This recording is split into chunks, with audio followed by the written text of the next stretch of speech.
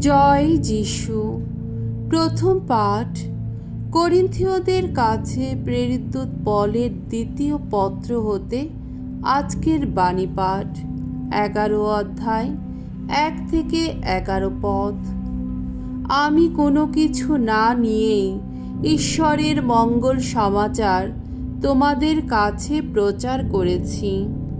প্রিয়জনেরা, আহা, তোমরা যদি আমার কিছু নির্বুদ্ধিতা সহ্য করতে, আমার অনুরোধ একটু সহ্য করো আমায়। আমি এখন তোমাদের নিয়ে এমন ঈর্ষায় জ্বলছি যা স্বয়ং ঈশ্বরের সেই ঈর্ষারই মতো। আমি তো শুধু একজনেরই সঙ্গে বাগদানে তোমাদের মিলিত করেছিলাম। আমি তখন খ্রিস্টের হাতে তোমাদের সম্প্রদান করতে চেয়েছিলাম সচ্চরিত্রা কুমারী কন্যারূপে। এখন কিন্তু আমার ভয় হচ্ছে, হবা যেমন একদিন সাপের ধূর্ততায় ভুলেছিলেন, তোমাদের মনও তেমনি খ্রিস্টের প্রতি তোমাদের আন্তরিক ভক্তি থেকে হয়তোবা ভ্রষ্ট হবে। কারণ যদি কেউ এসে আমরা যাকে প্রচার করিনি তেমন অন্য কোনো যিশুকে প্রচার করে, কিংবা যে পবিত্র আত্মাকে তোমরা লাভ করেছ তার প্রেরণা থেকে স্বতন্ত্র কোনো আত্মিক প্রেরণায় এখন যদি পেয়ে যাও, কিংবা যে মঙ্গল সমাচার তোমরা গ্রহণ করেছ তা থেকে স্বতন্ত্র কোনো মঙ্গল সমাচার যদি তোমরা এখন শুনতে পাও, তাহলে তোমরা তো দেখছি চমৎকারভাবেই সব কিছু মেনে নাও।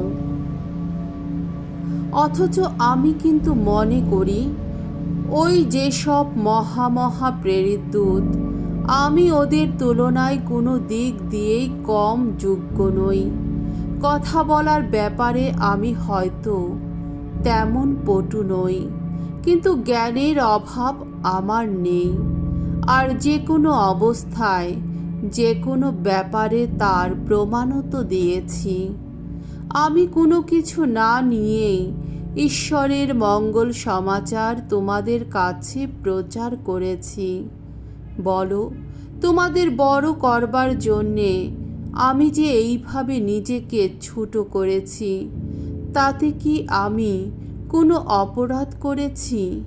তোমাদের সেবা করবার জন্যে আমি তো তখন অন্যান্য মণ্ডলীর কাছ থেকে আর্থিক সাহায্য নিয়েছিলাম। বলতে গেলে তাদের লুণ্ঠনই করেছিলাম। আর যখন তোমাদের ওখানে ছিলাম তখনও তো অভাবে পড়েও আমি কারো বোঝা হয়ে থাকিনি। কারণ মাসিডন থেকে যে ধর্ম ভাইরা তখন এসেছিল তারাই আমার অভাব মিটিয়ে দিয়েছিল। হ্যাঁ, আমি যাতে কোনোভাবেই তোমাদের বোঝা না হই সেই দিকে আমি লক্ষ্য রেখেছি এবং ভবিষ্যতেও রাখব। আমার অন্তরে নিহিত খ্রিস্টের মহাসত্যের দিব্যি দিয়েই বলছি, আখায়ার কোনো অঞ্চলে আমার এই গর্ব প্রকাশ কেউই থামাতে পারবে না। কিন্তু কেন? তোমাদের আমি ভালোবাসি না বলে ঈশ্বর জানেন ভালোই বাসি। প্রভুর বাণী। ঈশ্বরকে ধন্যবাদ। সাম সঙ্গীত 111 অধ্যায় 1 থেকে 4 পদ, 7 থেকে 8 পদ। ধো, প্রভু সকল কর্মে সত্যময়, পরম ধর্মময়। সত্যনিষ্ঠ যত মানুষের আসরে এবং মহাসভার মাঝে মনে প্রাণেই গাইব আমি ভগবানের গুণগান। আহা, ভগবানের সকল কাজ কতই না মহান। সে কাজ দেখে যারা বিমুগ্ধ হয় তার মর্ম ভাবতেই থাকে তারা।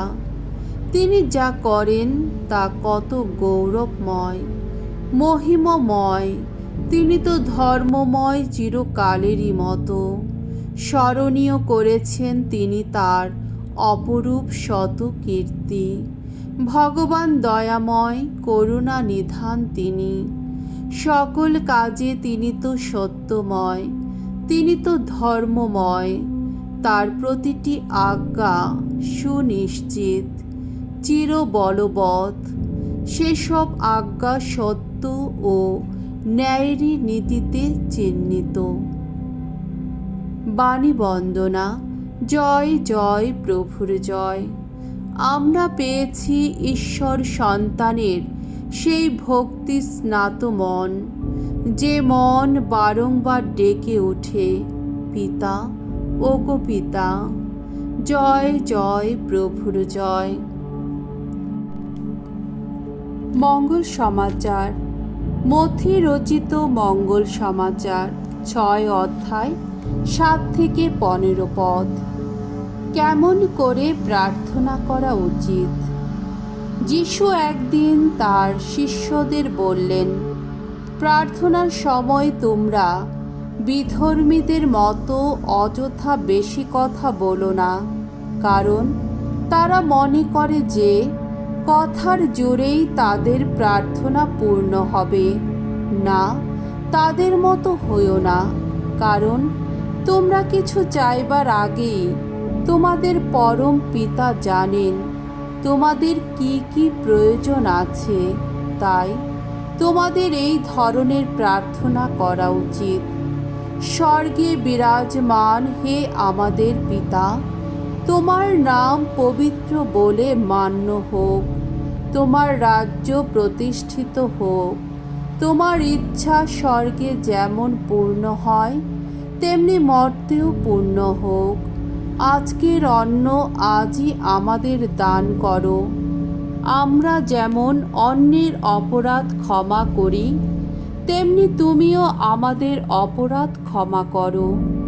আমাদের প্রলোভনে পড়তে দিও না, বরং সেই মহা অসতের হাত থেকে আমাদের সর্বদাই রক্ষা করো। সত্যি তোমরা যদি পরের অপরাধ ক্ষমা করো, তাহলে তোমাদের স্বর্গনিবাসী পিতাও তোমাদের ক্ষমা করবেন। কিন্তু তোমরা যদি পরকে ক্ষমা না করো, তাহলে তোমাদের পিতাও তোমাদের অপরাধ ক্ষমা করবেন না। প্রভুর মঙ্গলময় বাণী। খ্রিস্ট প্রভু তোমার প্রশংসা হোক।